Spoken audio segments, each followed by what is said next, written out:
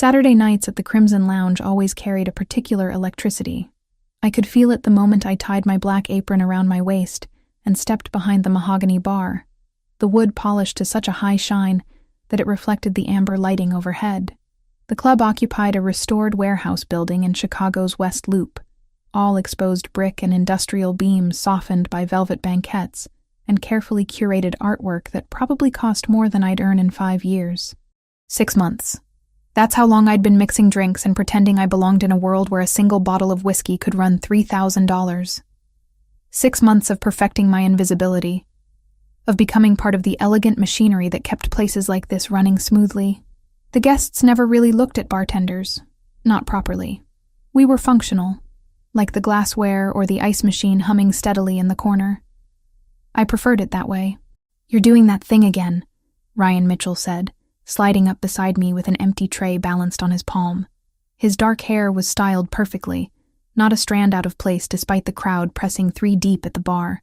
Ryan had worked at Crimson for 4 years and knew every regular by name, every preference, every tip pattern. What thing? I grabbed a bottle of Grey Goose from the speed rack, pouring a precise 2-ounce shot into a shaker without measuring. That faraway look, like you're writing a novel in your head instead of making Cosmos. He grinned, the expression lighting up his whole face. Ryan was one of those people who genuinely enjoyed his job, who found satisfaction in crafting the perfect old-fashioned, or remembering that Mrs. Patel always wanted her martini with extra olives. I wasn't like that. For me, this was just survival. 3 Cosmos, 2 dirty martinis, and a Negroni, I recited, already reaching for the Cointreau. My hands moved through the familiar motions while my mind wandered elsewhere. It usually did during these shifts. The repetition was soothing in its way, a rhythm I could lose myself in. Ryan leaned against the bar, watching me work. "How's your week been?" We barely talked during Thursday's shift. Same as always. I strained the Cosmos into chilled glasses, adding the ceremonial twist of orange peel that made them Instagram-worthy. The club's social media presence was carefully maintained. Everything here was about image, about creating an experience worth documenting. "You working tomorrow?" "Double shift. Need the hours." Ryan's expression softened with understanding he never voiced directly. He knew about my financial situation in vague terms, knew that I picked up every available shift, and never went out with the rest of the staff after closing. He and his husband Carlos had invited me to dinner twice. I'd declined both times, inventing transparent excuses that we both pretended to believe. The truth was, I couldn't afford the luxury of friendship, of spending money on restaurant meals, or taking time away from work. Every dollar went toward the same crushing goal: $47,000 in medical debt. Hospital bills from Lucas's treatment, the aggressive leukemia that had ravaged my older brother for 8 brutal months before taking him 2 years ago. Sometimes I could still smell the antiseptic of his hospital room, could still hear the steady beep of monitors that had eventually flatlined into a sound I'd never forget. "Sophia, you listening?" Ryan waved his hand in front of my face. "The Negroni?" I blinked, refocusing. "Right. Sorry." He gave me a concerned look, but didn't push. That was what I appreciated about Ryan. He cared without demanding explanations, offered support without making me feel like a charity case. In another life, we might have been close friends. In this one, we were friendly co-workers, which was all I could manage. The crowd swelled as the night progressed. Crimson attracted a specific type of clientele: successful, sophisticated, willing to pay premium prices for premium everything.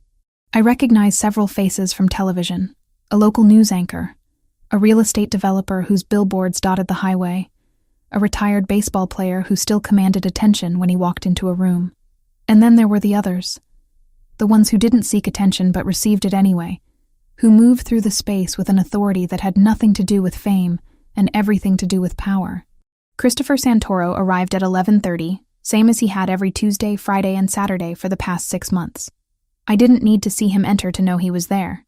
The atmosphere shifted, became more attentive somehow.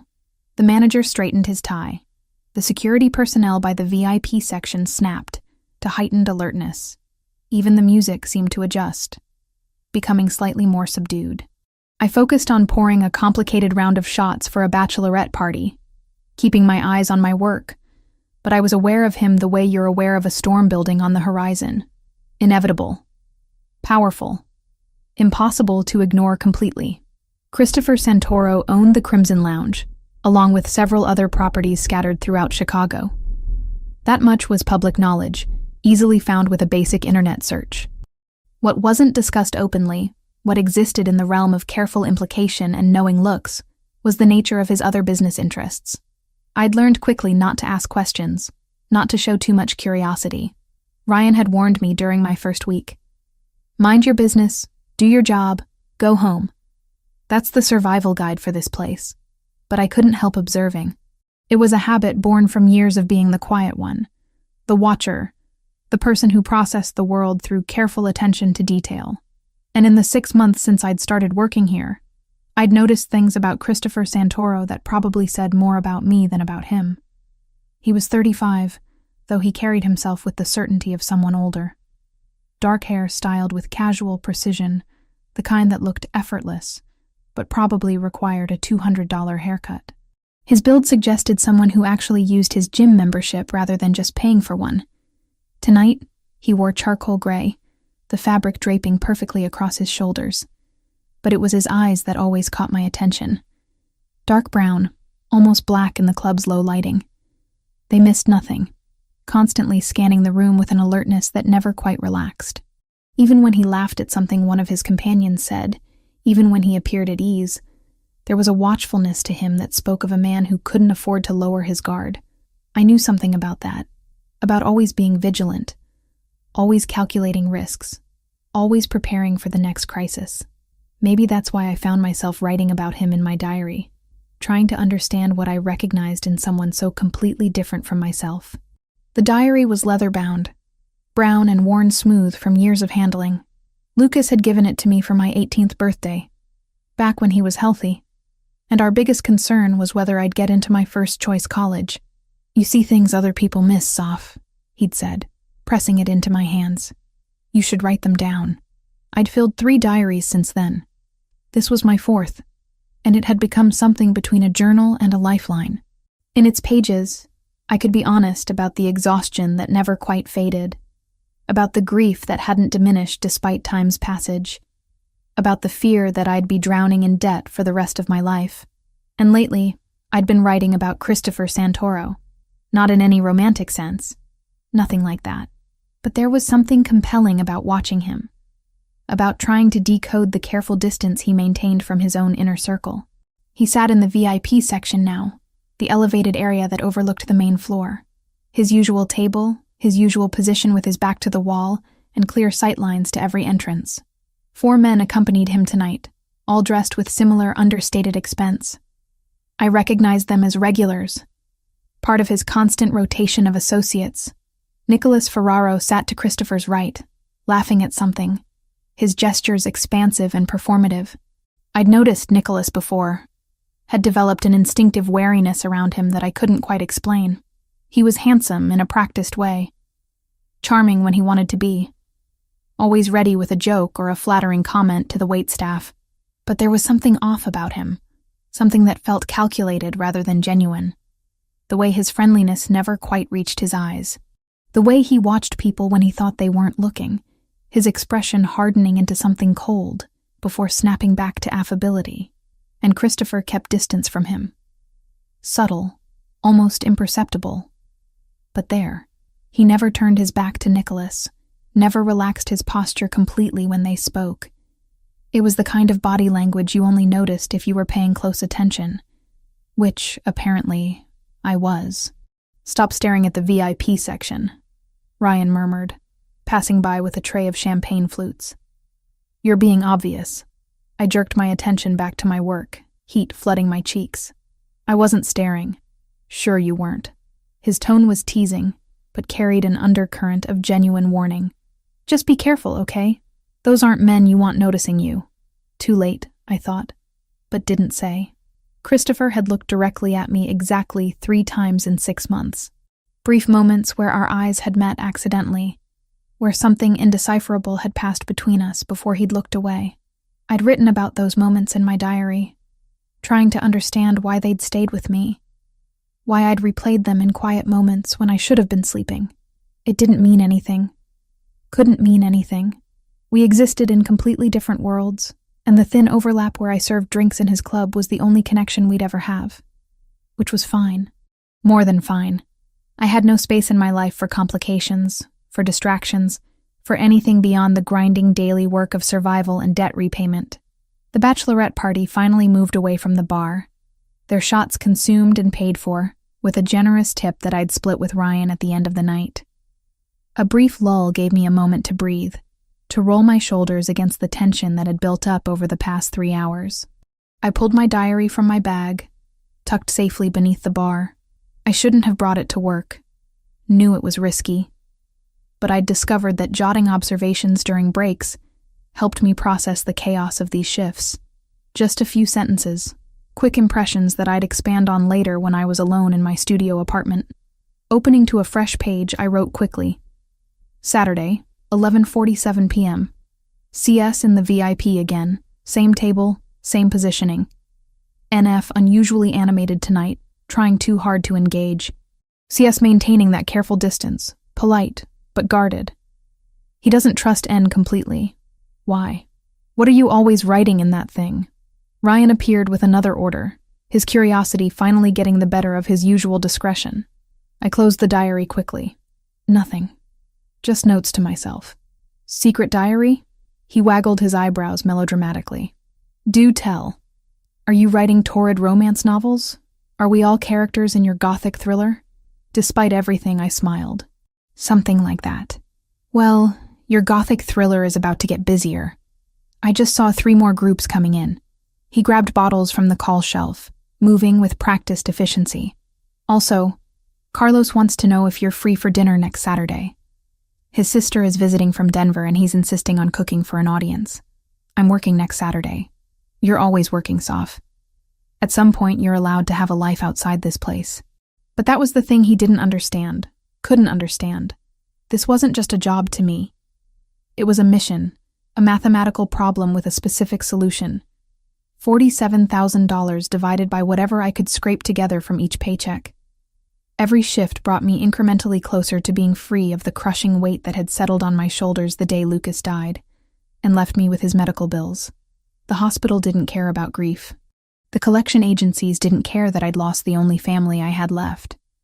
They wanted their money, and I'd give it to them, one backbreaking shift at a time. I tucked the diary back into my bag and dove back into the rhythm of the night. Vodka sodas and whiskey sours, complicated mojitos that required muddling fresh mint, elegant Manhattans garnished with brandied cherries. My hands moved automatically while my thoughts drifted. A dangerous habit I'd developed over months of repetition.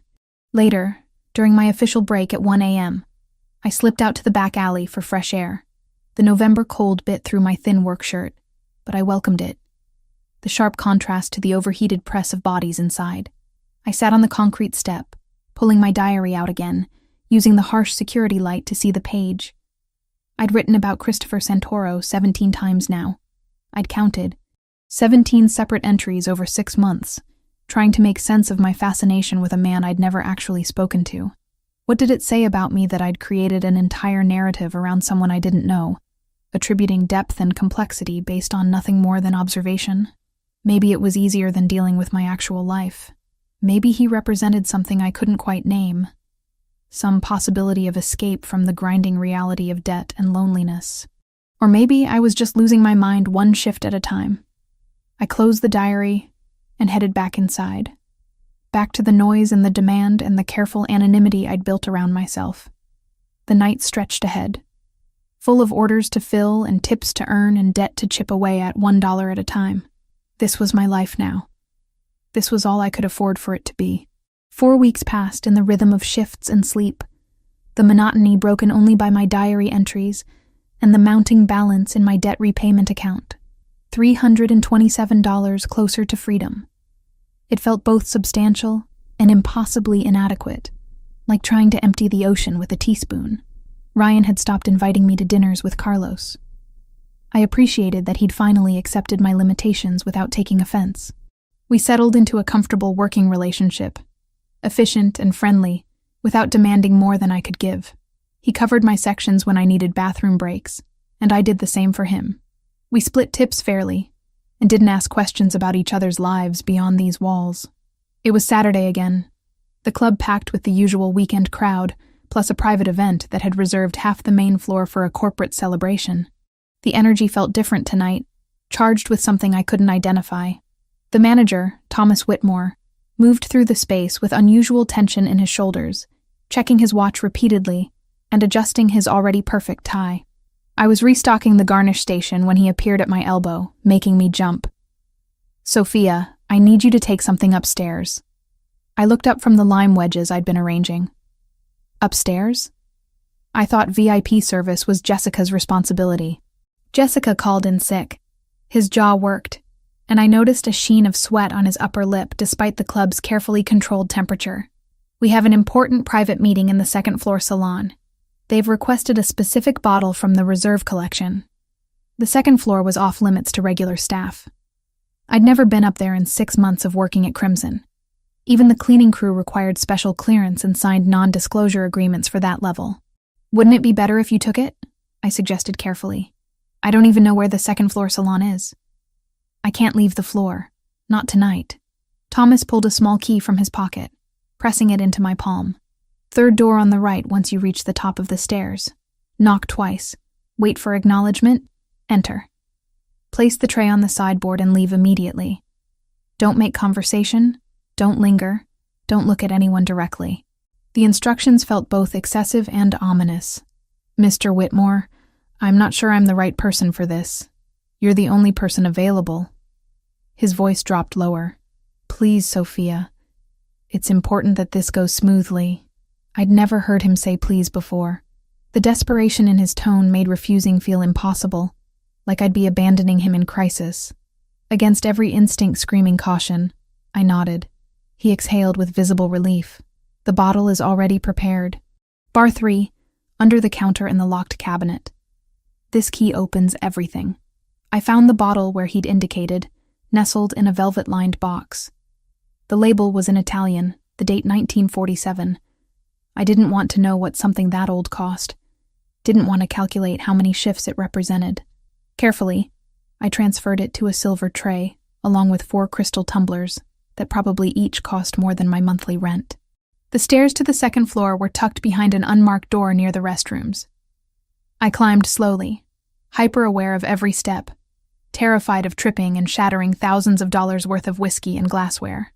The second floor was quieter, insulated from the music below. Plush carpet absorbed my footsteps, and art that looked genuinely valuable lined the hallway walls. Third door on the right. Black lacquered wood with brass fixtures.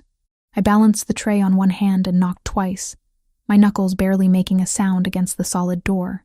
For a moment, I thought no one had heard. Then a voice from inside, muffled but audible. "Enter." The salon was smaller than I'd expected, intimate rather than grand. Leather chairs surrounded an oval table of dark wood that gleamed under low lighting. 5 men sat or stood around it, all wearing variations of expensive suits. The air smelled of cigar smoke and something metallic that I couldn't immediately place. Then I noticed the blood. One of the seated men held a white cloth to his face, crimson seeping through the fabric. His left eye was swelling shut, and his lip had split badly enough that blood dripped onto his collar. The other men's attention was focused on him with varying degrees of concern and calculation. Christopher Santoro stood at the head of the table, his posture radiating controlled authority. He'd removed his jacket, and his white shirt was rolled to his elbows, revealing forearms corded with muscle. His expression was calm, almost thoughtful, but there was steel underneath that made my survival instincts scream. Nicholas Ferraro leaned against the wall to Christopher's right, a gun held casually in his hand like it was an extension of his body. He was smiling, that performative friendliness I'd always found unsettling, now transformed into something openly predatory. The conversation stopped the moment I entered. 5 pairs of eyes tracked my movement as I crossed to the sideboard, my hands shaking so badly that the glassware clinked against the tray. The sound seemed deafening in the sudden silence. "Your whiskey, gentlemen." My voice came out steadier than I felt. I set the tray down with exaggerated care, focusing entirely on the mechanical task. "Don't look up. Don't make eye contact. Place the bottle, arrange the glasses, turn around and leave. Thank you. Christopher's voice was neutral, giving nothing away. I nodded and pivoted toward the door, desperate to escape the suffocating atmosphere. But as I turned, my gaze inadvertently swept across the injured man's face. Time seemed to fracture. His good eye met mine, and something in that brief connection triggered a cascade of recognition that I couldn't immediately process. The shape of his face, even swollen and bloodied, the way his jaw set, the scar interrupting his left eyebrow, barely visible beneath the bruising, but there, I knew that face. My breath caught, but I forced myself to keep moving, to walk normally to the door and close it behind me with careful gentleness. In the hallway, I leaned against the wall, heart hammering so hard I felt lightheaded. Why did I recognize him? Where had I seen that face before? The descent back to the main floor passed in a blur. I returned Thomas's key without meeting his eyes, muttered something about the delivery being completed, and retreated to the bar where Ryan was handling 3 orders simultaneously. You okay? He glanced at me between pouring shots. You look like you saw a ghost. I'm fine. Just need my break. I didn't wait for his response, heading straight for the staff locker room. It was empty, the other servers still occupied with the Saturday rush. I pulled out my phone with trembling hands, sinking onto the bench that ran along one wall. That face. That scar. I opened my photo gallery, scrolling past recent screenshots and work schedules to the folder I'd labeled Lucas.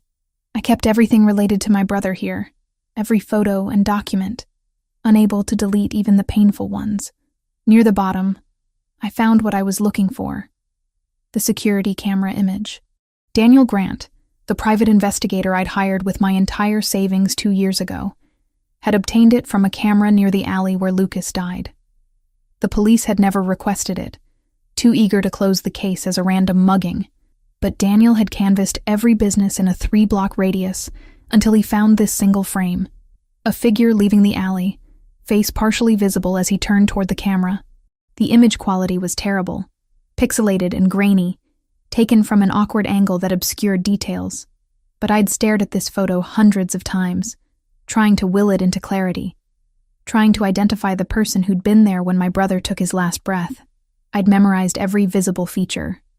The build, the posture, the scar on the left eyebrow that the investigator had circled in the enhanced version he'd provided. With shaking fingers, I zoomed in on the face, then pulled up my browser and searched for Nicholas Ferraro. Images populated immediately, professional shots from charity events and business functions. I compared them side by side with the security footage. The scar, the jawline, the way he carried his shoulders. It was him. Nicholas Ferraro had been in that alley. Nicholas Ferraro had been there when Lucas died. For 2 years, I'd searched for this person, dreamed of finding them, imagined what I'd do with that information. And for 6 months, I'd unknowingly served him drinks, smiled politely when he made jokes, accepted his tips with gratitude.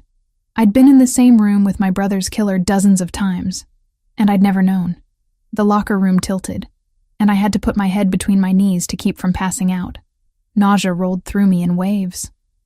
All this time working at Crimson, observing Christopher Santoro's organization from my invisible position behind the bar, and Lucas's murderer had been right there. Was Christopher involved? Had he ordered it? Lucas had worked as a junior accountant at some import company, nothing that should have connected him to organized crime. But clearly, something had. I needed to document this, needed to write it down while the recognition was fresh, while the certainty burned in my mind. Later I could figure out what to do with the information, how to use it, whether to take it to the police or what. What could I do against men like them?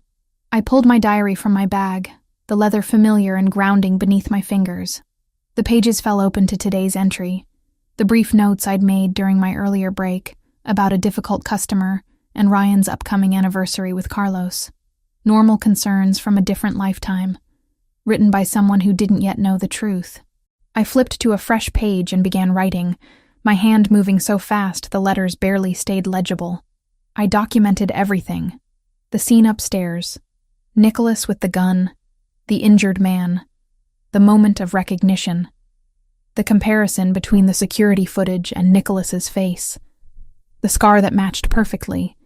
The features that aligned despite years and poor image quality. The words poured out of me in a desperate rush, as if committing them to paper would make them real, would give me some measure of control over information that felt like it was burning a hole through my consciousness. Finally, I reached the last line, my hand cramping from the speed and pressure of writing. I stared at the blank space, trying to articulate the enormity of what I'd discovered. How did you sum up something that changed everything, that reframed 6 months of your life into a cruel joke? I wrote, Nicholas Ferraro was in the alley.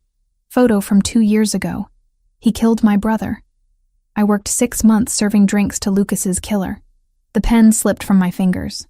Outside the locker room, I could hear the muffled bass of music, the distant sound of voices and laughter. The club continued its expensive revelry, everyone oblivious to the fact that my entire world had just shattered and reformed into something unrecognizable. Thunder rumbled overhead, audible even through the building's thick walls. A storm had moved in while I'd been spiraling, the kind of sudden downpour that Chicago specialized in during autumn. I needed to leave. Needed to get out of this building, away from Nicholas Ferraro and whatever violence was happening in that upstairs salon. Needed space to think, to process, to figure out what came next. I shoved the diary back into my bag and stood on unsteady legs. My shift didn't end for another 3 hours. But I couldn't stay. Couldn't go back to the bar and mix drinks with steady hands. Couldn't pretend everything was normal. Thomas would be angry. I might lose my job. But none of that mattered compared to the revelation clawing at my chest, demanding acknowledgement, demanding action. I typed out a quick text to Ryan. Family emergency. Had to leave. I'm so sorry. Then I burst through the back door into the alley, into rain that immediately soaked through my work clothes. The cold shocked my system, grounding me in physical sensation when my thoughts threatened to spiral into panic. I ran toward the street, toward the bus stop, toward anywhere that wasn't here. I ran until my lungs burned and my legs ached, until I reached my apartment and stumbled up 4 flights of stairs, until I collapsed on my bed, fully clothed and shaking. Only then did I realize what I'd done. My bag was still in the locker room at Crimson. My wallet was in my jacket pocket, my keys in my hand. But my bag, with my diary inside, documenting everything I'd just discovered, naming Nicholas Ferraro as a killer, was sitting on that bench where anyone could find it. The panic didn't hit immediately. That's what I remember most clearly about that night. The strange, delayed reaction, like my body understood the danger before my conscious mind could process it. I stood in my apartment, dripping rainwater onto the second-hand rug, staring at my empty hands. Keys, wallet, phone. The essentials were all accounted for, clutched in my death grip as I'd fled through the storm. But my bag, the canvas tote I'd used every single day for 6 months, was still sitting on that bench in the Crimson Lounge staff locker room, with my diary inside. The diary that now contained a written accusation of murder against Nicholas Ferraro, detailed observations about Christopher Santoro's organization, and enough information to get me killed if the wrong person found it. My legs gave out. I sat heavily on the edge of my bed, still in my soaked work clothes, and tried to breathe through the tightness constricting my chest. This couldn't be happening. I couldn't have been that stupid, that careless, but I had been. In my panic to escape, to put distance between myself and the revelation burning through my consciousness, I'd left behind the one piece of evidence that could destroy me. The clock on my microwave read 11:47 p.m. Crimson closed at 3 on Saturdays, which meant the cleaning crew would be there until at least 4 a.m. My locker wasn't locked, because the cheap combination mechanism had broken weeks ago, and I'd never bothered reporting it. Anyone could open it. Anyone could find my bag. I pulled out my phone with shaking hands and called Ryan. It rang 4 times before going to voicemail, his cheerful greeting feeling obscene against my rising terror. Ryan, it's Sophia. I know I left without explanation and I'm so sorry, but I really need your help. I left my bag in the locker room and I need someone to grab it for me before the club closes. Please, if you get this, can you text me? I'll owe you forever. I hung up and immediately regretted the desperate edge in my voice. Ryan would have questions, concerns. But there was no help for it now. I tried calling again. Voicemail again. He was probably still slammed with the Saturday crowd, phone tucked away in his locker where he couldn't hear it. Think, Sophia. Think. I could go back. The club was still open for another 3 hours. I could show up, apologize to Thomas for the emergency exit, grab my bag, and leave. Simple. Except that Nicholas Ferraro was still there, and I'd just identified him as my brother's killer. The thought of being in the same building as him, of potentially crossing paths in a hallway or stairwell, made my stomach lurch. But the alternative was worse. Leaving that diary where anyone could find it, where Nicholas himself might stumble across it while making his usual rounds. He seemed like the type who'd read a staff member's forgotten diary just to gather leverage, to collect secrets he could exploit. I changed out of my wet clothes with mechanical movements, pulling on jeans and a hoodie, my hair still dripping down my back. The mirror showed someone I barely recognized, eyes too wide, face drained of color, lips pressed into a bloodless line. Lucas used to say I looked like our mother when I was scared. She'd died when I was 12. Cancer eating through her faster than any treatment could slow. Lucas had been 17, suddenly responsible for raising a grieving preteen while finishing high school. He'd done it without complaint, working part-time jobs and maintaining his grades, making sure I never felt abandoned even as we navigated the foster system until he turned 18 and could claim legal guardianship. And I'd failed him. Failed to protect him, failed to get justice for him. And now I'd potentially failed again by leaving evidence of his murder in a place where his killer could destroy it. The guilt was suffocating. I grabbed my keys and headed for the door, then stopped. Going back to Crimson meant confronting whatever was happening in that upstairs salon. It meant potentially seeing the aftermath of whatever violence Nicholas had been orchestrating with that gun. It meant walking back into danger with my eyes open. But staying here meant losing the only documentation of what I'd discovered. The only proof that I'd connected Nicholas to Lucas's death. My phone buzzed. Ryan calling back. Sophia, what's going on? Are you okay? His voice carried concern and the muffled background noise of the club in full swing. I'm fine. I just need my bag from the locker room. Can you grab it for me? I'll come get it from you tomorrow. A pause.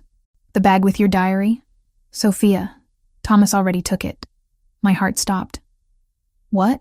The cleaning manager found it around midnight and brought it to Thomas. Standard protocol for lost items. Thomas said he'd try to get it back to you. Maybe look for contact info inside. Ryan's tone shifted, becoming more alert. Why? What's in that diary that's got you so spooked? Everything. My entire catastrophic discovery. Written in ink that couldn't be erased. In handwriting that was unmistakably mine. Nothing, it's just personal. Do you know if Thomas looked through it? I don't know. He took it up to his office. Sophia, what's really going on? You ran out during your shift without a word and now you're freaking out about your diary. Talk to me. I couldn't.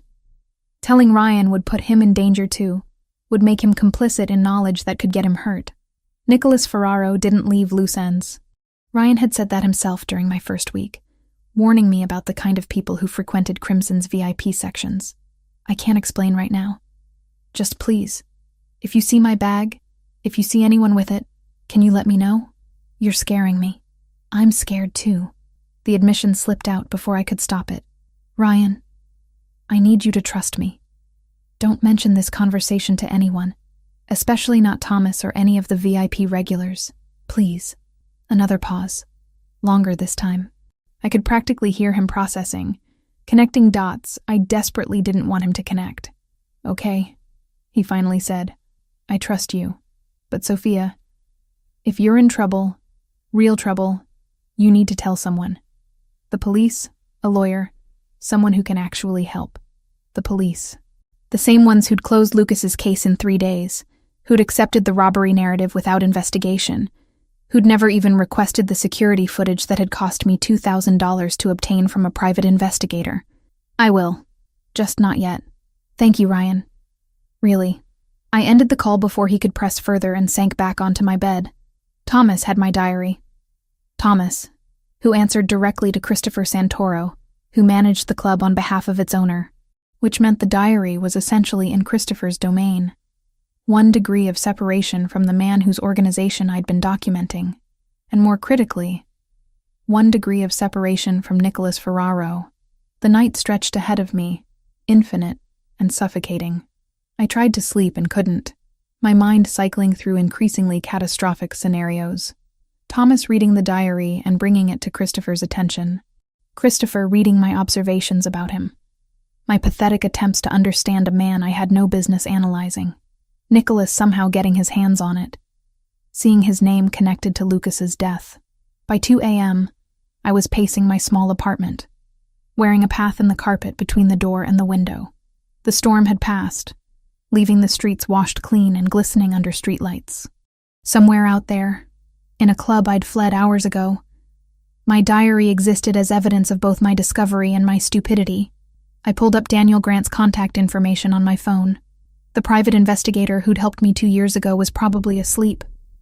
But maybe he'd have advice. Maybe he could tell me what to do with the information I'd uncovered. The call went to an automated message saying the number was no longer in service. I tried his email next, typing out a frantic explanation before realizing I had no idea if he even checked that address anymore. Our last communication had been 18 months ago, when he'd apologized for hitting dead ends in Lucas's case and refunded half his fee. I was alone in this. Completely, terrifyingly alone. At 3:17 a.m., according to the clock that I'd been watching obsessively, my phone buzzed with a text from an unknown number. "This is Thomas Whitmore. I have your bag from the locker room. Need to speak with you urgently about its contents. Please call me when you receive this message, regardless of the hour." My hands shook so badly I nearly dropped the phone. He'd read it. Of course he'd read it. He'd opened the diary looking for contact information, and found instead a confession that one of his employer's associates was a killer. What happened next would depend entirely on whose side Thomas was on, whose loyalty he served. If he took the diary to Nicholas, I was dead. If he took it to Christopher, I had no idea what would happen. But it couldn't be good. I stared at the message for 20 minutes, paralyzed by indecision. Calling him back meant acknowledging the diary's contents, meant confirming that yes, I had written those accusations. Yes, I had been observing Christopher Santoro's organization with an attention that went far beyond my role as bartender. Not calling him back meant waiting for consequences to find me, meant hiding in my apartment like prey waiting for the predator to strike. Neither option offered safety.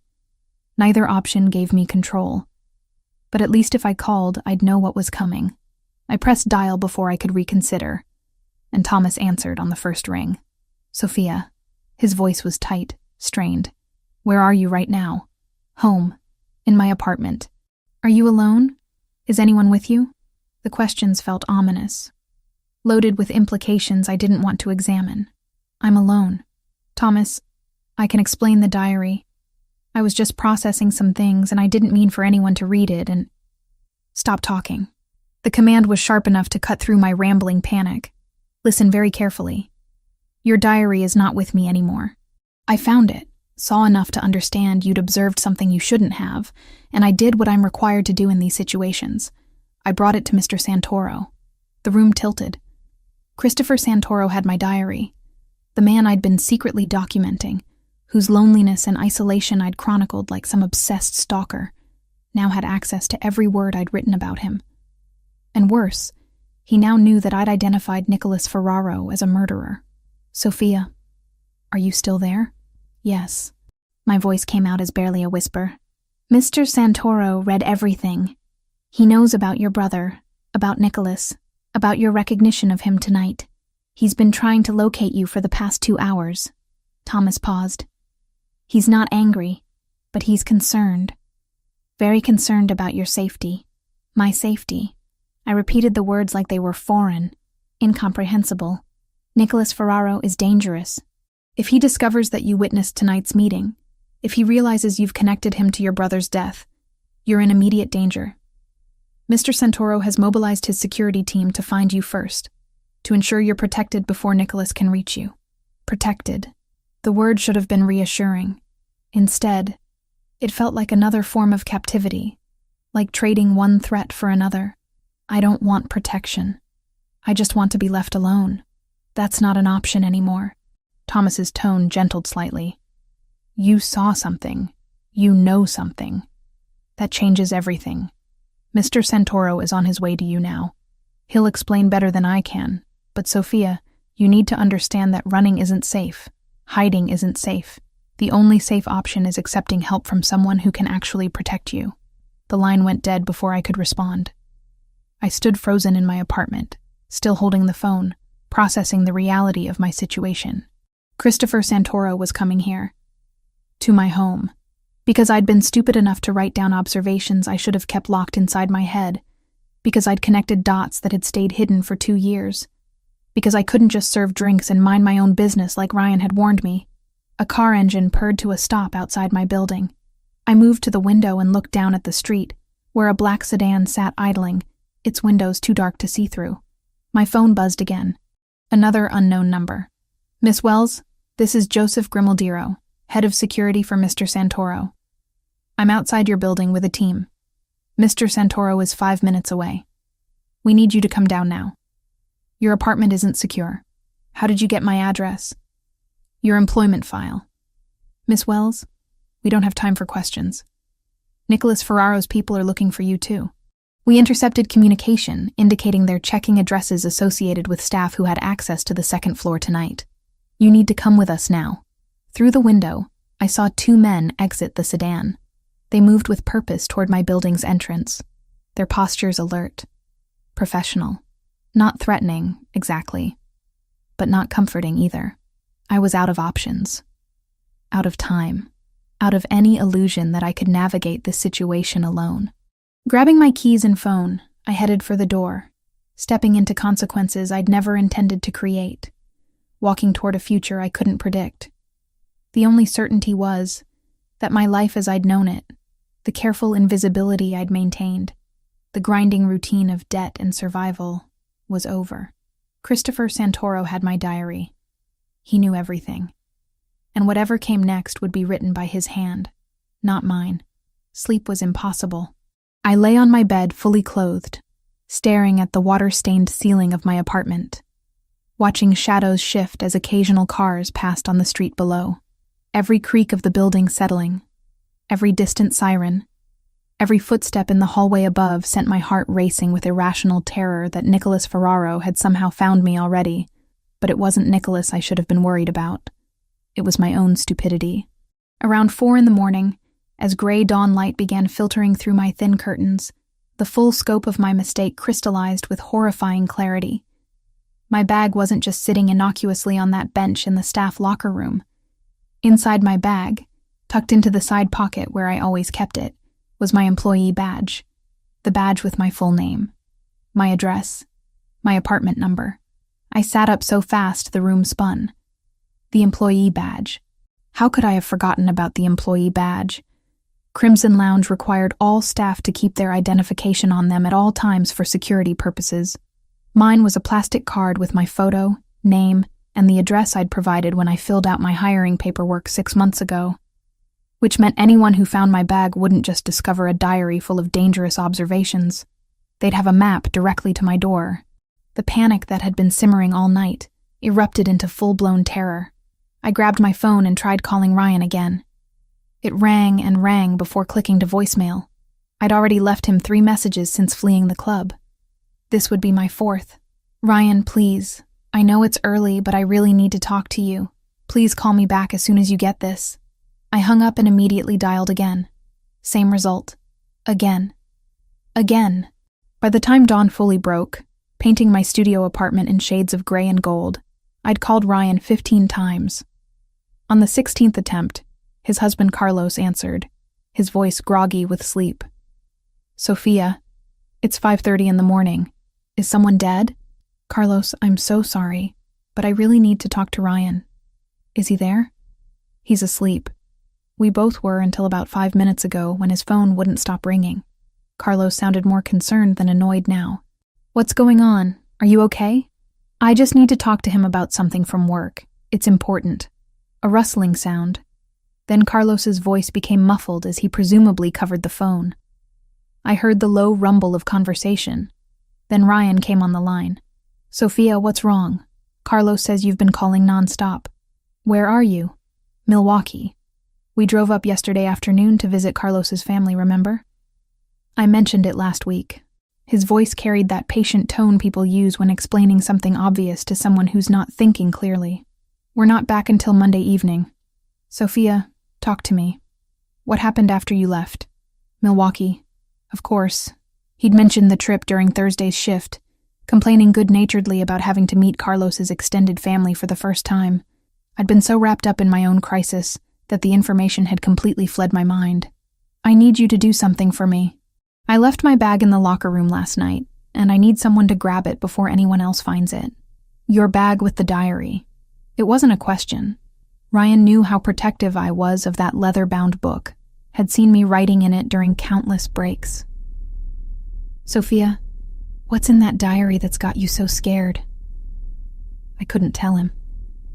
Couldn't put him in danger by making him complicit in knowledge that could get him hurt. Nicholas Ferraro didn't leave loose ends, and Ryan was too good, too kind to deserve being tangled in whatever nightmare I'd stumbled into. Just personal stuff. Really personal. Please, Ryan. A long pause. I could practically hear him processing, weighing my desperation against his concern. I can't help you from Milwaukee. I'm 3 hours away, but I can call Thomas. Ask him to secure your bag until... No. The word came out too sharp, too panicked. Don't call Thomas. Don't tell anyone at the club that I'm looking for it. Please. Now you're really scaring me. Ryan's voice dropped lower, probably moving away from wherever Carlos was. Does this have something to do with why you ran out last night? With whatever you saw upstairs?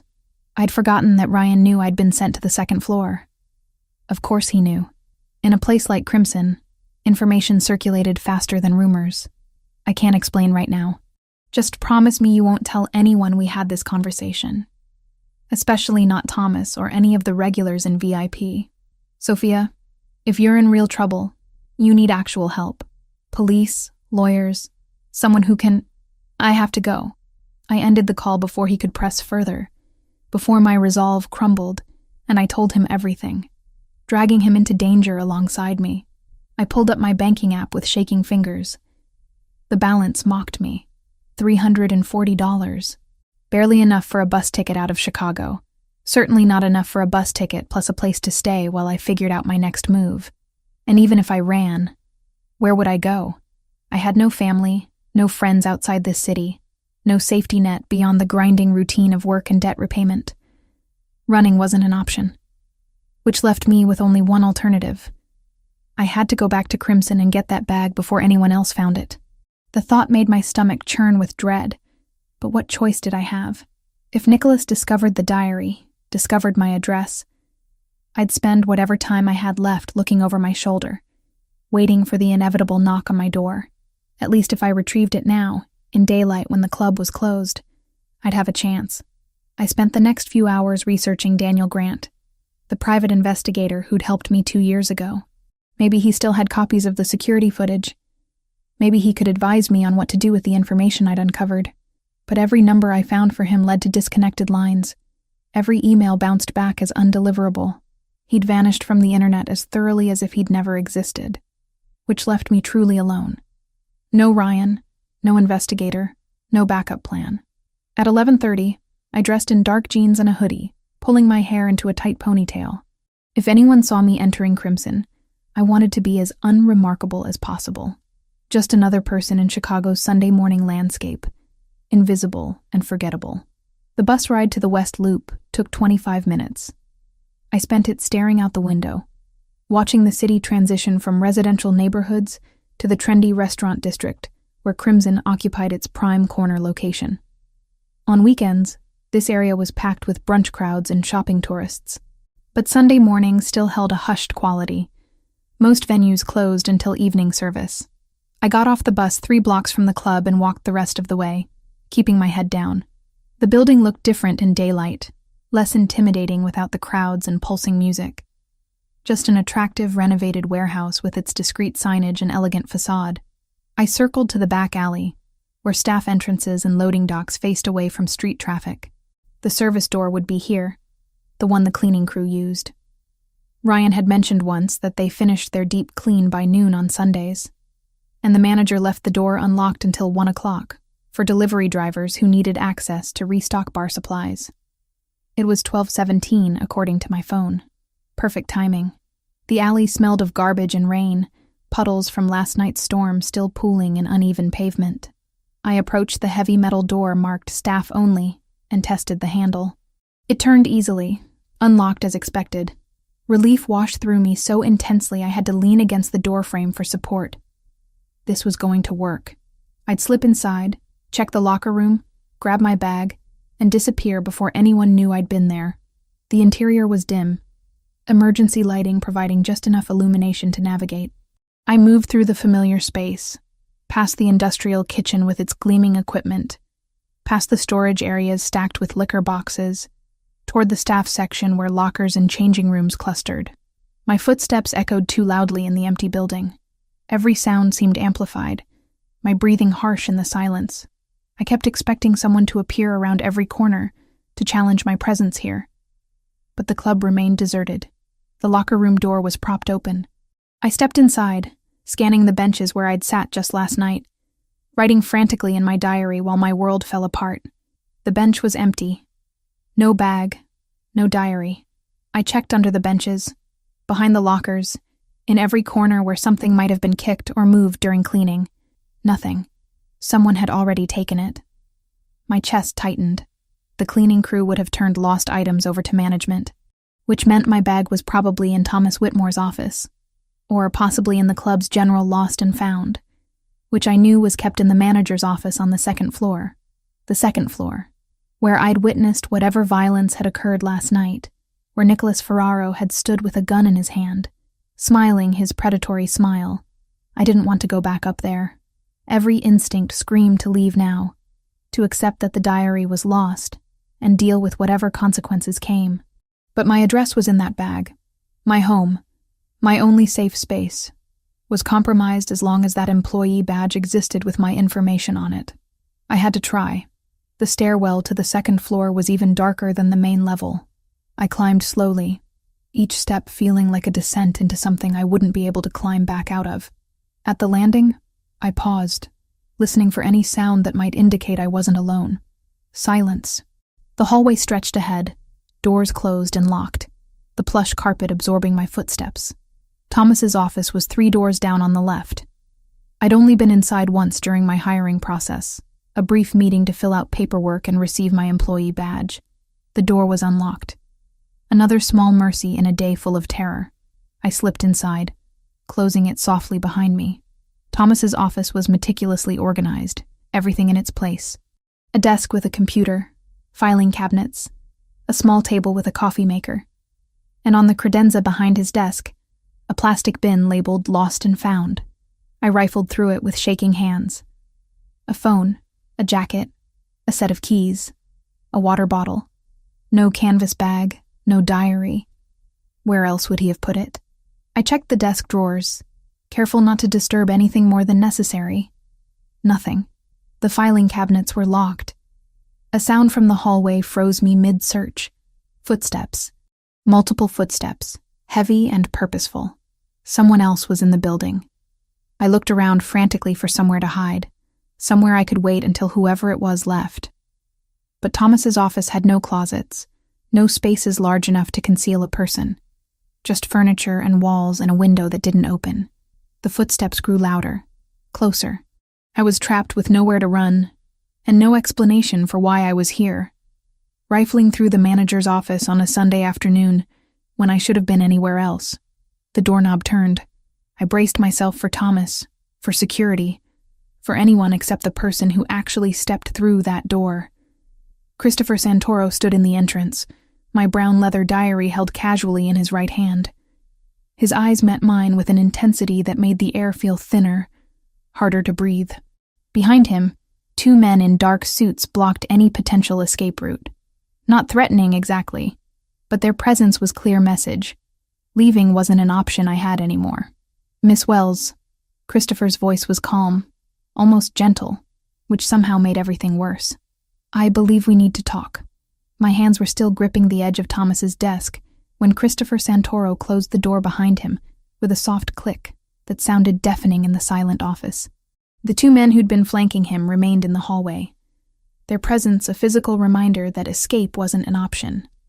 Christopher moved further into the room with that controlled grace I'd observed countless times from behind the bar, but seeing it directed at me, seeing those dark eyes fixed on my face with an intensity that stripped away every pretense, was entirely different from watching him from a safe distance. He set my diary on Thomas's desk between us, the worn leather looking smaller somehow, less significant than it had felt when I'd been pouring my thoughts into its pages night after night. "You came back for this." It wasn't a question. His voice was low, careful, the kind of tone someone uses when trying not to spook a frightened animal. I couldn't find words. My throat had closed around any explanation I might have offered, leaving me mute and trembling in the middle of an office where I had absolutely no right to be. "Miss Wells, I need you to listen very carefully." Christopher stayed on his side of the desk, maintaining distance that should have been reassuring, but somehow made everything worse. If he'd been angry, if he'd been threatening, I would have known how to react. But this careful gentleness, this measured patience, left me completely off balance. "I'm sorry."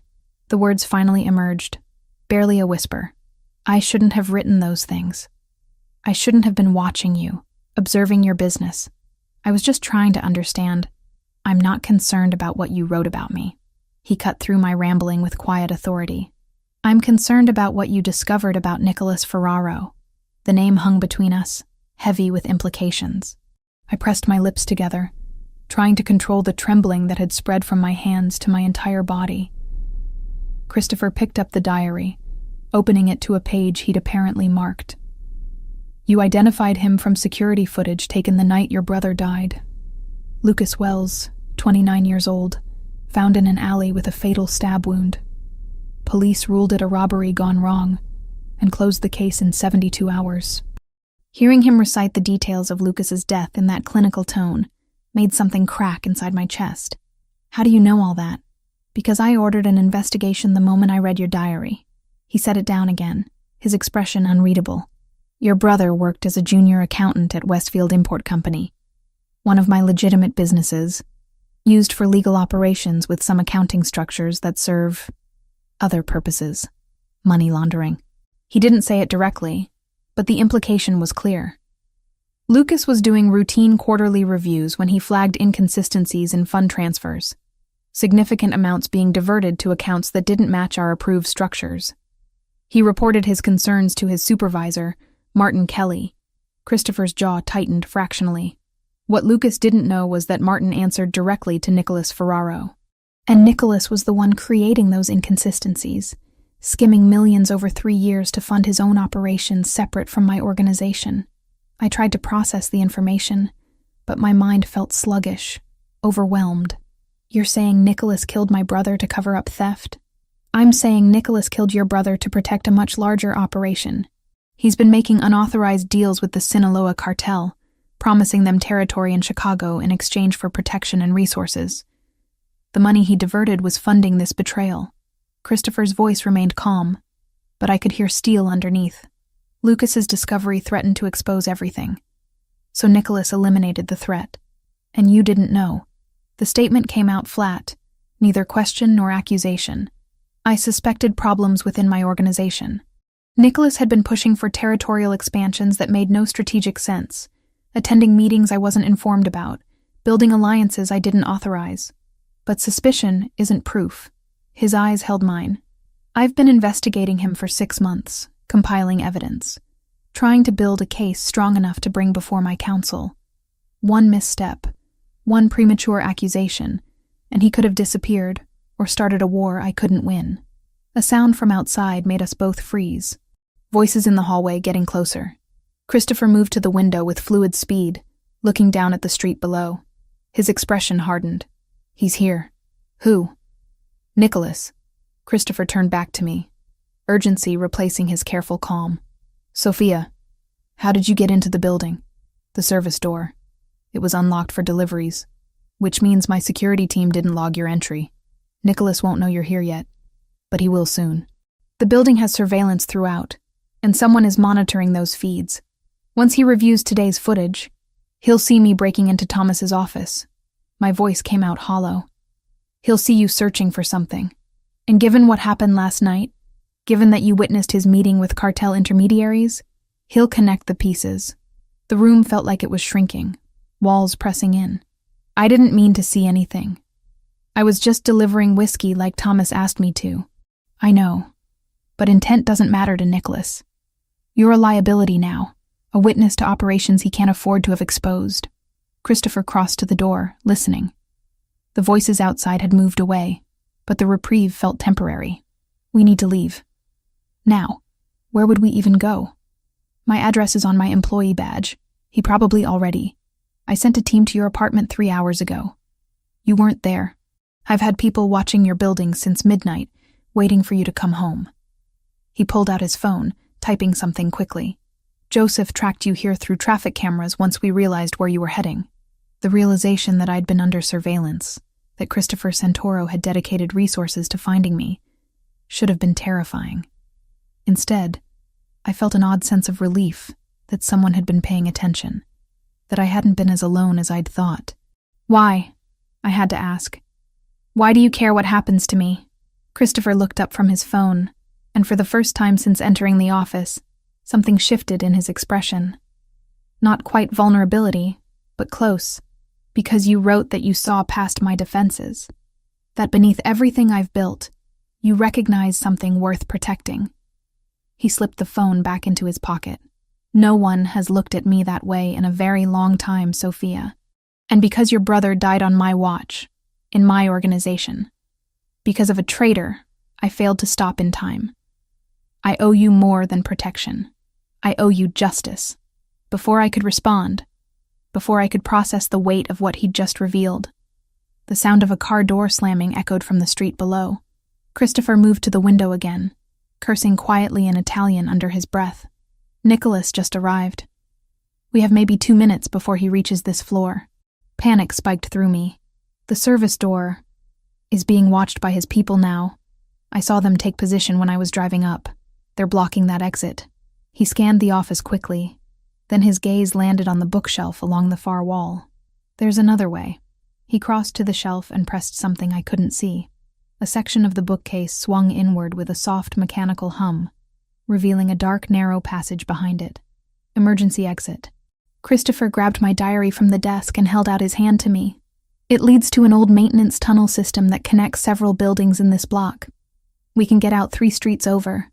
I stared at the dark opening, then at his outstretched hand.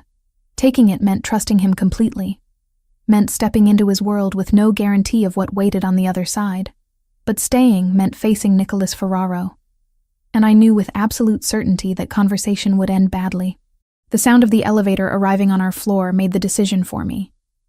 I grabbed Christopher's hand. His fingers closed around mine, warm and steady, and he pulled me toward the hidden passage. We stepped into darkness, just as I heard voices in the hallway outside, Nicholas's distinctive laugh carrying through the closed office door. Christopher pulled the bookcase closed behind us, plunging us into complete blackness. The space was cramped, barely wide enough for us to stand side by side, and smelled of dust and old concrete. I felt Christopher's hand tighten around mine, anchoring me as he used his other hand to navigate, apparently knowing this passage by touch. Stairs ahead, he murmured, his voice barely audible. Stay close to me. We descended slowly, each step careful in the darkness. Above us, I heard the muffled sound of the office door opening, of voices raised in question. Nicholas asking where Thomas was, demanding to know who'd been in the building. I'd left the desk drawers open, the lost and found bin scattered, evidence of my search visible to anyone who looked. He knows someone was there. I whispered. He knows someone was searching. He doesn't know it was you. Not yet. Christopher's voice was calm despite our situation. The cameras in Thomas's office have been disabled for maintenance since yesterday. Security protocol when we're conducting internal investigations. Nicholas can't access that footage because it doesn't exist. Small mercy, but I'd take it. We reached the bottom of the stairs, and Christopher released my hand briefly. I heard the sound of a door being unlocked. Then dim emergency lighting flickered on, revealing a tunnel stretching ahead of us. Concrete walls marked with ancient water stains, pipes running along the ceiling, the kind of infrastructure that existed beneath most old buildings in Chicago. This way. Christopher took my hand again, leading me down the tunnel at a quick walk that bordered on running. Our footsteps echoed despite his attempts at quiet, but there was no help for it. We needed distance, needed to get as far from Crimson Lounge as possible before Nicholas realized his prey had slipped away. My lungs burned by the time we reached another set of stairs leading upward. Christopher climbed them 2 at a time, still pulling me along, until we emerged into what looked like a maintenance closet in a completely different building. He locked the tunnel door behind us, then led me through the closet into a parking garage. A black sedan waited in the corner, engine running, Joseph Grimaldiro in the driver's seat. "Status?" Christopher asked, opening the back door and guiding me inside. "Nicholas has 4 men searching the club. They found the passage entrance but haven't followed yet. We have maybe 5 minutes before they figure out where it leads." Joseph pulled out of the parking garage smoothly, merging into Sunday afternoon traffic. Christopher slid in beside me, finally releasing my hand now that we were relatively safe. He handed me my diary, which he'd somehow managed to hold on to through our entire escape. "Where are we going?" I asked, my voice shaking from adrenaline crash. "Somewhere secure, somewhere Nicholas won't think to look." Christopher met my eyes in the dim interior of the car. "Sophia, I need you to understand what just happened. You didn't just stumble into danger. You walked into the middle of a war that's been building for months. Nicholas will assume you've sided with me now, that you're cooperating with my investigation. There's no going back to your apartment, your job, your normal life, not until this is resolved." The full weight of my situation finally settled over me. I'd lost everything in the span of 24 hours. My home, my income, my carefully maintained anonymity. And somehow, impossibly, I'd ended up in the protection of the very man I'd been secretly documenting, whose world I'd been trying to understand from safe distance. Christopher was still watching me, waiting for my reaction. I clutched my diary to my chest and made the only choice I could. Then let's resolve it. The safe house was in a quiet suburb, an hour north of Chicago, a 2-story colonial with beige siding that looked like every other house on the block. Generic landscaping, a mailbox with no name, windows with blinds perpetually drawn. Joseph pulled into the garage and closed the door before Christopher and I stepped out of the car. Another layer of invisibility wrapped around us. Inside, the house had that sterile quality of a space maintained but not lived in. Furniture that matched but had no personality, a kitchen stocked with basics but no personal touches, bedrooms with fresh linens but no photographs or books. It was a place designed for temporary occupation, for people who needed to disappear. Christopher led me to a dining room where papers were already spread across the table.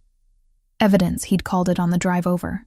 Months of investigation compiled into folders, each labeled with dates and transaction codes I didn't understand.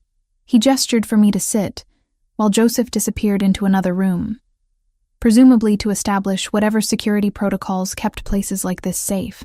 "This is everything we have on Nicholas Ferraro's operations." Christopher opened the first folder, revealing bank statements marked with highlighter, numbers circled in red ink. 3 years of financial irregularities. Money diverted from legitimate accounts into offshore structures we couldn't initially trace. It took 6 months just to find the pattern. I leaned forward, studying the documents. Even to my untrained eye, the amounts were staggering. Hundreds of thousands, sometimes millions, moving through accounts with names that meant nothing to me. "Lucas found this," I said. Not a question. Part of it. He identified inconsistencies in quarterly reports for Westfield Import. That company handles textiles, legitimate trade, but the accounting structure allows for cash movement that serves other purposes. Lucas noticed funds being transferred to accounts that weren't in our approved network. Christopher pulled out another folder, this one containing surveillance photos.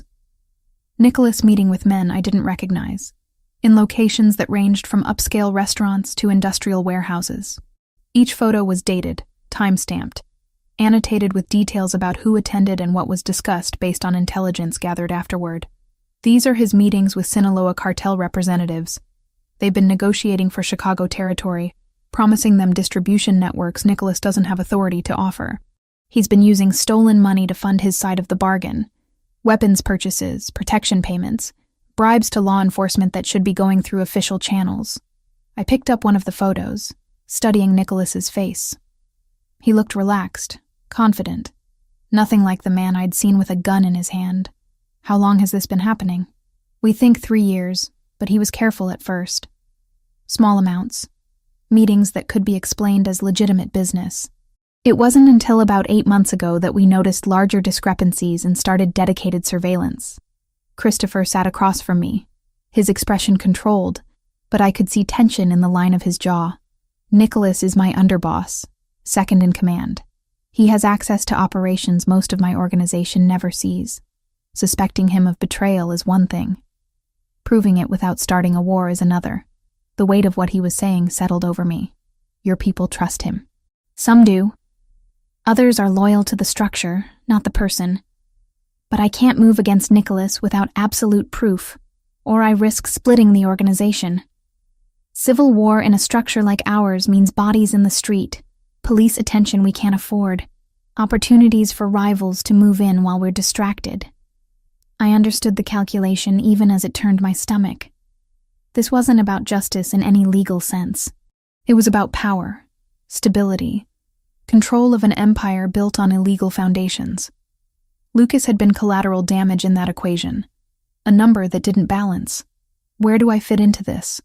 I asked, meeting his eyes. You're the witness who can confirm Nicholas's meeting with cartel intermediaries happened without my knowledge or approval. The man you saw injured was Roberto Vitale, one of Nicholas's own people who questioned his authority. Nicholas ordered the beating to send a message about loyalty, but he did it in my club, on my property, without clearing it through me first. That's a violation of protocol serious enough to bring before the council. Christopher slid another document toward me. This one, a typed statement. This is your testimony. Everything you saw that night written in precise detail. You'll need to present this to 12 men who run various operations within my organization. They're the council that votes on major decisions, including disciplinary action against high-ranking members. I read through the statement, recognizing my own observations translated into formal language. The document was clinical, factual, stripping away all emotion from what had been a terrifying experience. What happens after I testify? If the council believes you, if they accept the evidence I've compiled, they'll vote on Nicholas's fate. Betrayal of this magnitude carries one sentence. Death. He didn't say it, but the meaning was clear. And if they don't believe me? Christopher's expression darkened. Then Nicholas walks out of that warehouse, and both of us become targets. He'll know you tried to expose him, and he'll eliminate that threat as quickly as possible. The stakes couldn't be clearer. I was betting my life on the word of men I'd never met. Criminals who operated by rules I didn't understand, hoping they'd value truth over loyalty to someone they'd worked with for years. When? My voice came out steadier than I felt. Tomorrow night. I've called an emergency session. Nicholas doesn't know what it's about yet, thinks it's related to territory disputes with the Russian crew on the north side. He won't expect an accusation from within. 1 day to prepare. 1 day to rehearse testimony that would either avenge my brother or get me killed. Christopher must have seen something in my expression because he leaned forward, his voice dropping lower. Sophia, you need to understand what you're walking into.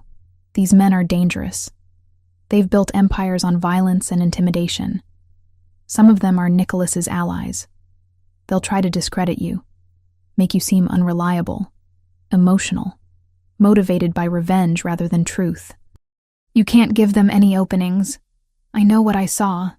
Knowing isn't enough. You need to be unshakable. They'll ask the same questions different ways, trying to find inconsistencies in your story. They'll question your character, your motives, your connection to me. Every word you say will be examined for weakness. He stood, pacing to the window where late afternoon sun filtered through gaps in the blinds.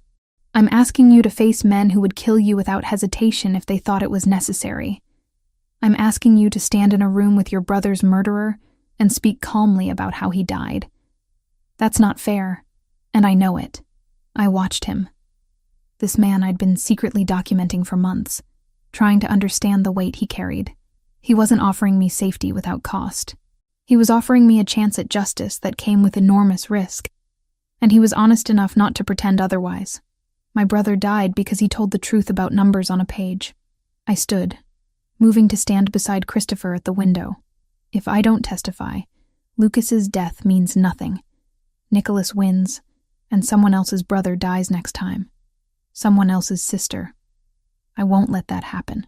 Christopher turned to face me, and for the first time since I'd met him, his carefully maintained distance faltered. He reached out, his hand hovering near my shoulder before dropping back to his side. You're braver than you know. I'm terrified. That's what makes it brave. The rest of that day passed in preparation. Christopher walked me through every possible question, every challenge I might face. He explained the hierarchy of the council, who would be sympathetic, who would be hostile, who could be swayed by compelling evidence. Joseph joined us periodically, offering insights from years of security work, teaching me how to maintain composure under pressure. As evening fell, Christopher ordered food, but neither of us ate much. The tension in the house was palpable, everyone aware that tomorrow would change everything. Either Nicholas Ferraro would face consequences for his crimes, or we'd be running for our lives. Around midnight, Christopher found me in the living room, unable to sleep despite exhaustion. He sat on the opposite end of the couch, leaving space between us that felt both respectful and lonely. I read your entire diary, he said quietly. Not just the parts about Nicholas, all of it. Heat flooded my face. I know.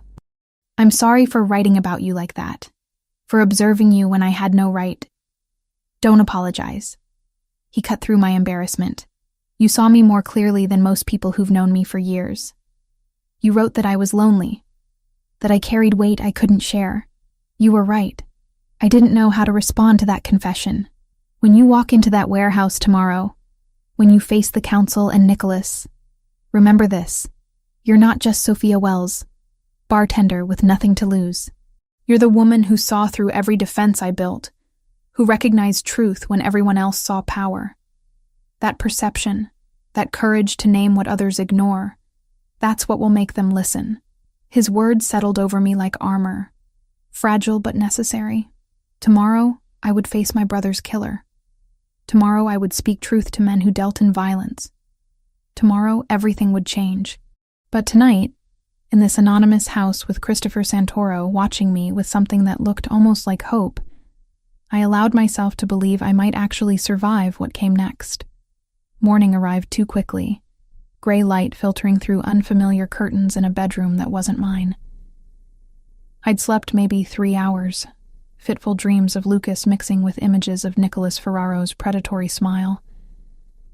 My body ached from tension, muscles locked tight in anticipation of what was coming. Christopher knocked on my door at 7. His voice measured through the wood. We leave in 2 hours. Joseph is making breakfast.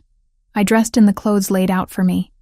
Simple black pants and a charcoal sweater that Christopher's people had provided. Nothing flashy, nothing that would draw attention. I needed to look credible, not vulnerable. The woman who walked into that warehouse tonight couldn't appear broken or desperate.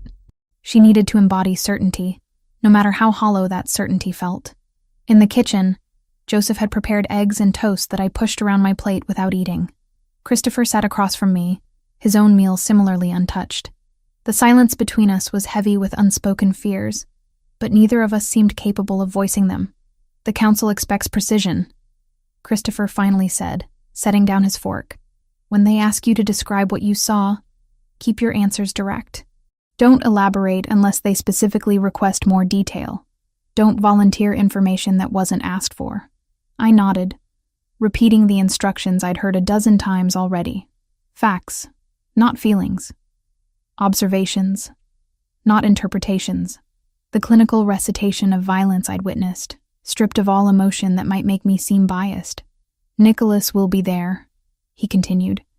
He'll try to rattle you, make you doubt yourself. Don't engage with him directly. Don't respond to anything he says unless a council member asks you to address it. Your testimony is for them, not for him. I understand. If at any point you feel unsafe, Joseph will be positioned near the exit. Just look at him and he'll get you out. The implication was clear.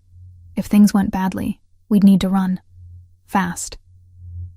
We spent the next hour reviewing my statement one final time, Christopher asking me the same questions in different variations, testing my consistency.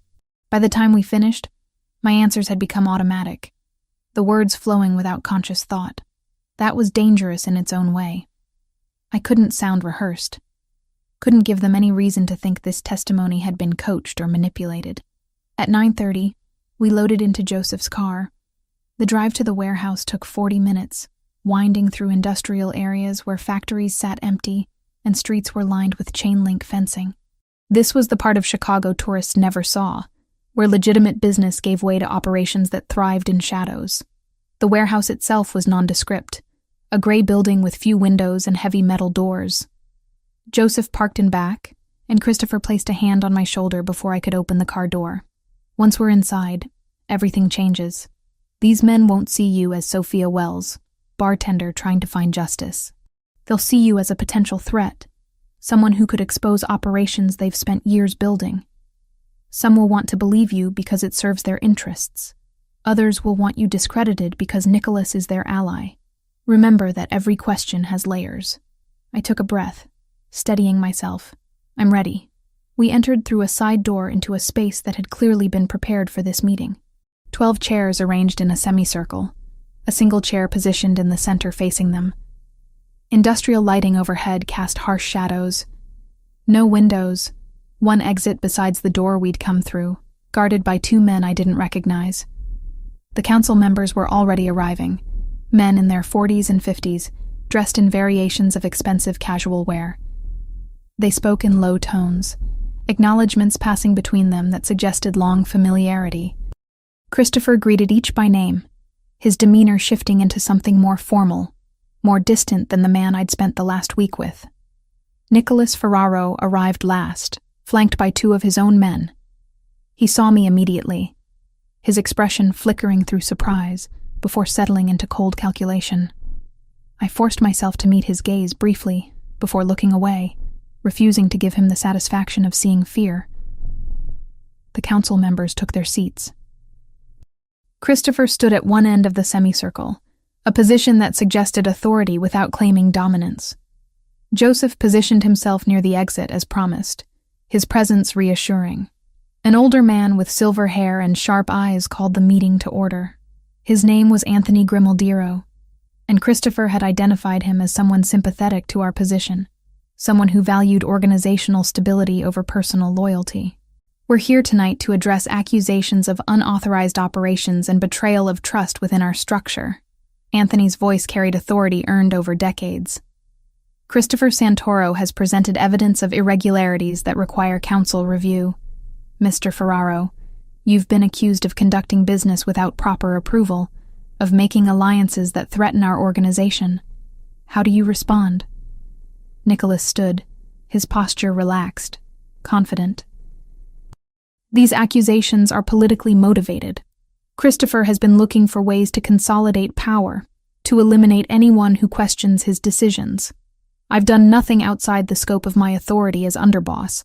Then you won't object to testimony from a witness who observed your operations firsthand. Nicholas's jaw tightened fractionally. I have no idea what witness you're referring to. Anthony gestured to me. Miss Wells, please come forward. I stood on legs that felt unsteady, walking to the chair positioned in the center of the semicircle. 12 pairs of eyes tracked my movement, assessing, judging. I sat carefully, forcing my hands to rest loosely in my lap rather than gripping the chair arms. State your name and your connection to this organization, Anthony instructed. Sophia Wells. I worked as a bartender at Crimson Lounge for 6 months. My voice came out clearer than I'd expected. And you witnessed something that brought you here tonight? Yes. On Saturday, November 16th, I was asked to deliver a bottle of whiskey to a private meeting on the 2nd floor. When I entered the room, I observed 5 men, including Mr. Ferraro, conducting what appeared to be a business meeting. One man was injured, bleeding from facial wounds. Mr. Ferraro was holding a gun. Murmurs rippled through the council. Nicholas remained standing, his expression carefully neutral. Describe exactly what you saw, another council member demanded, a heavy-set man with a Boston accent. Don't summarize. Details. I recited my prepared statement, describing the positioning of each person, the condition of the injured man, the conversation fragments I'd overheard. I mentioned Nicholas's demeanor, the deference shown to him by the others present, the way they'd looked to him for direction. The injured man was Roberto Vitale, I concluded. I later learned he'd questioned Mr. Ferraro's authority and was being disciplined. And how did you learn this? Nicholas finally spoke, his tone sharp. You're claiming knowledge of internal operations based on what? Exactly? Gossip? Assumptions? I'm claiming knowledge based on what I observed directly, I responded, keeping my gaze on Anthony rather than Nicholas, and based on information provided by Mr. Santoro after I brought my concerns to his attention. Convenient that you went to Christopher with this story, Nicholas countered, especially given that you've been under his protection for the past week. How do we know your testimony isn't fabricated to serve his political interests? Several council members nodded, the question clearly resonating. Anthony held up a hand. Miss Wells, what motivated you to come forward with this information? What do you gain from testifying against Mr. Ferraro? This was the critical moment. I could feel everyone's attention sharpening, waiting for my answer. My brother Lucas Wells was murdered 2 years ago. He worked as an accountant for Westfield Import and discovered financial irregularities. The man responsible for my brother's death was in that room on Saturday night. I finally looked directly at Nicholas. I recognized him from security footage taken the night Lucas died. Nicholas Ferraro killed my brother to cover up his theft and betrayal of this organization. The warehouse erupted into overlapping voices, council members demanding clarification, Nicholas shouting denials. Anthony banged his hand against the chair arm, calling for order. That's a serious accusation, he said once quiet returned. Do you have proof? Christopher stepped forward, pulling out a folder. Security camera footage from 2 years ago showing Nicholas leaving the alley where Lucas Wells was found. Financial records documenting millions diverted from approved accounts into structures Nicholas controls. Surveillance photos of Nicholas meeting with Sinaloa cartel representatives without authorization. Phone records, transaction logs, witness statements from people Nicholas dealt with. It's all here. He handed the folder to Anthony, who began reviewing its contents with increasingly grave expression. Nicholas's facade cracked. This is fabricated evidence. Christopher's been planning this coup for months, and now he's using some grieving bartender to... The financial records can't be fabricated. Another council member interrupted, looking at documents over Anthony's shoulder. These are our own internal accounts. The diversions are real. And the cartel meetings, added a third member. If Nicholas has been promising territory without council approval, that's a direct violation of our structure. The tide was turning. I could see it in their faces, the shift from skepticism to concern. Nicholas felt it too. His posture changed, becoming defensive rather than confident. I did what was necessary for our survival, he said, desperation creeping into his voice. Christopher's been too cautious, too risk-averse. The Sinaloa connection gives us protection, resources we need to compete with. You don't make those decisions alone. Anthony cut him off. That's what the council exists for. You acted outside your authority, stole from us, killed a civilian to protect your operations, and made deals that could bring war to our streets. Those aren't survival tactics. That's betrayal. The room fell silent. Even Nicholas seemed to recognize he'd lost. Anthony looked around the semicircle. All in favor of moving forward with disciplinary action? Hands rose one after another until 11 of 12 council members had voted. Only one abstained, an older man who'd sat silent throughout the entire proceeding. The council has spoken. Anthony's voice carried finality. Nicholas Ferraro, you're stripped of all authority and sentenced according to our laws for betrayal of this magnitude. What happened next was swift and efficient. Nicholas's own bodyguards were dismissed by order of the council. Joseph and 2 other men escorted Nicholas toward a door I hadn't noticed before, his protests growing louder before being cut off as the door closed behind them. I didn't watch. Didn't need to. Justice in this world looked different than what I'd imagined when I'd started searching for Lucas's killer 2 years ago. But it was justice nonetheless. Anthony approached me as the other council members began departing. "Your brother's death is avenged. That should bring you some peace." It does. And surprisingly, it was true. Christopher appeared at my side, his hand finding mine. "Let's go home." Home. I wasn't sure where that was anymore, but with Christopher's fingers wrapped around mine and the weight of testimony finally lifted from my shoulders, I was ready to find out. The warehouse emptied quickly after the council's verdict. Men departed without ceremony. Their business concluded. Their votes cast. Nicholas Ferraro had been escorted through that back door, and I didn't ask what happened beyond it. Some truths were better left unconfirmed, consequences accepted without witnessing their execution. Christopher remained at my side as Joseph brought the car around. The industrial area was dark now, streetlights few and far between, the kind of neighborhood where people learned not to notice what happened after hours. We drove in silence through empty streets, leaving behind the place where justice of a particular kind had been served. I expected to return to the safe house, to another anonymous bedroom where I'd try to sleep while processing everything that had happened. Instead, Joseph headed back toward the city, toward neighborhoods I recognized, upscale areas where glass towers reflected city lights. "Where are we going?" I finally asked. "Somewhere you can start over," Christopher said. "If that's what you want." The car stopped in front of a residential building in the Gold Coast, the kind of address that appeared in real estate magazines with price tags I'd never dreamed of affording. A doorman opened the car door before I could question further, greeting Christopher by name with the familiarity of long acquaintance. We rode an elevator to the 15th floor, Christopher using a key card to access a penthouse unit. The door opened onto a space that took my breath away. Floor-to-ceiling windows overlooking Lake Michigan, hardwood floors gleaming under subtle lighting, furniture that managed to be both elegant and comfortable, original artwork on the walls, a kitchen with equipment that would make a professional chef weep, bedrooms that suggested this wasn't just a showpiece, but a home. "This is yours?" I walked to the windows, drawn by the view of water stretching to darkness. "One of my properties. I use it occasionally when I need space from everything else." Christopher moved to the kitchen, opening a cabinet to reveal bottles of whiskey and wine. "But it's been sitting mostly empty for the past year. That seems wasteful." He poured 2 glasses of whiskey. Neat. And brought one to me.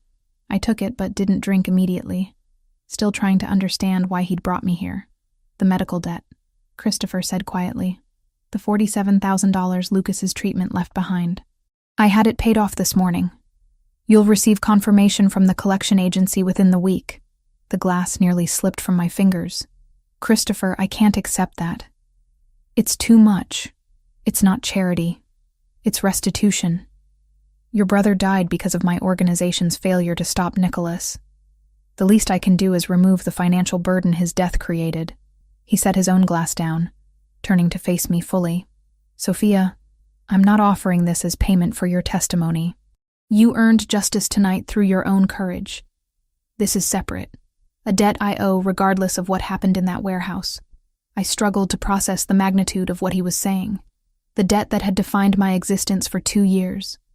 The crushing weight that determined every choice I made was simply gone, erased with a single transaction that meant everything to me and probably barely registered in Christopher's finances. "Thank you." The words felt inadequate, but they were all I had. "There's more." Christopher moved to the kitchen counter where a manila envelope sat. "Ryan called while we were at the warehouse. He's been worried about you. Wanted to make sure you were safe. I had Joseph update him that you're okay, but that you won't be returning to Crimson Lounge. I expected that. Losing the job hurt less than I'd anticipated. That life, the invisibility I'd cultivated, no longer fit who I'd become. I've also arranged for a stipend, monthly payments that will cover your living expenses while you figure out what comes next. Whether that's finishing your business degree, pursuing something else entirely, taking time to simply exist without the pressure of constant work." He slid the envelope toward me. "The details are in here, along with documentation that this apartment is yours for as long as you need it." I stared at the envelope, overwhelmed. "You're giving me an apartment. I'm giving you options. You can stay here, find your own place, move to another city entirely if you want distance from everything that happened. The choice is yours, Sophia. For the first time in years, the choice is actually yours. The weight of that freedom was almost as heavy as the debt had been. I'd spent so long surviving, so focused on the next shift and the next payment, that I'd forgotten what it felt like to imagine a future beyond basic existence. What about you? I asked. What happens to you now that Nicholas is gone? Christopher's expression grew thoughtful. I rebuild, fill the power vacuum he left, strengthen alliances he damaged, repair trust he destroyed. There will be challenges, people questioning whether I should have seen his betrayal sooner, whether I'm still capable of leadership. He picked up his whiskey glass, studying the amber liquid. But that's my world, my responsibility. I won't pretend it's anything other than what it is. I moved closer, setting my own glass down beside his. And us? What are we? The question hung between us, acknowledging what had been building beneath everything else. The connection that had started with diary observations and grown through shared danger. The understanding that passed between us without words. That depends on what you want. Christopher's voice was careful, giving me space to define whatever this was. I read your diary, Sophia. I know you saw something in me worth documenting, worth trying to understand. But I also know the reality of my life, the darkness that comes with it. I won't lie and say being close to me is safe or simple. It's neither of those things. I'm not asking for simple.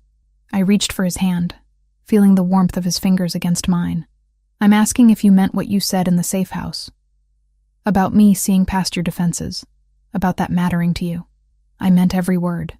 His thumb traced circles against my palm, the gesture oddly tender from a man capable of orchestrating what had happened tonight. You looked at me and saw loneliness, isolation, burden. Everyone else sees power. That difference is everything. I thought about the weeks I'd spent writing about him in my diary, trying to decode the careful distance he maintained from his own inner circle. I'd been drawn to his complexity, to the contradiction of violence and gentleness, authority and isolation. That fascination hadn't been one-sided, I realized. He'd read my observations and recognized himself in them, seen through my eyes what he couldn't articulate himself. So what happens now? I asked. Now you decide what you want your life to look like. No pressure, no expectations. You stay here as long as you need to. Use the resources I'm offering. Figure out who you are, when survival isn't the only priority. Christopher squeezed my hand gently. And when you're ready, if you want me to be part of that life, I'll be here. If you don't, if you decide you need distance from everything connected to what happened, I'll accept that too. It was the kind of offer that recognized my autonomy while making clear his own desires. No manipulation. No strings beyond what I chose to accept. After years of having choices made for me by circumstances, by debt, by Lucas's death and its aftermath, Christopher was handing me control of my own future. I want to stay.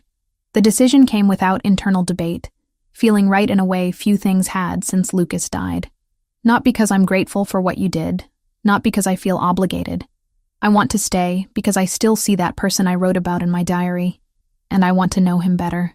The real version, not the one I constructed from observation. Relief flickered across Christopher's face before his usual composure reasserted itself. Then stay. Take the bedroom overlooking the lake. Make yourself at home. Tomorrow we can discuss practical matters, next steps, whatever you need. Tonight, just breathe. I did. For the first time in what felt like years, I took a full breath without the weight of impossible debt crushing my chest. Lucas was avenged. Nicholas was gone. The future stretched ahead, uncertain but no longer defined solely by survival. Christopher showed me to the master bedroom, pointing out amenities with the slightly awkward courtesy of someone unaccustomed to hosting guests in personal space. The bathroom was larger than my entire studio apartment had been, the closet already filled with clothes in my size that he'd apparently had delivered while we were at the warehouse. If you need anything, I'll be in the guest room. Or if you can't sleep, if you need company, just knock. He paused in the doorway. And Sophia, thank you for being brave enough to testify, for trusting me enough to accept protection. I know that wasn't easy. After he left, I stood in the center of that beautiful bedroom, trying to reconcile this reality with the life I'd been living just weeks ago. Everything had changed so quickly, violently, completely, but I was still here, still standing, still capable of imagining tomorrow. I pulled out my diary, the leather worn smooth from years of handling, and opened to the first blank page at the back. For 2 years, I'd written about grief, debt, survival. I'd documented Christopher from a distance, trying to understand him through careful observation. Now I had the chance to know him directly, to write new chapters that weren't defined by loss. I wrote, "Tonight Lucas was avenged. Tomorrow I start becoming whoever I'm meant to be. The future is mine to write." The words look small on the page, inadequate to capture the enormity of transformation. But they were a beginning. And for the first time since Lucas died, a beginning felt like possibility, rather than just survival. I closed the diary and set it on the nightstand, then moved to the window overlooking the lake. Chicago stretched below, millions of lights marking lives being lived, choices being made, futures being written. Mine was one among millions, no longer invisible, no longer defined solely by what I'd lost. Christopher Santoro had given me justice and freedom both. What I did with them was entirely up to me. And standing in that penthouse overlooking the city, I realized I was ready to find out.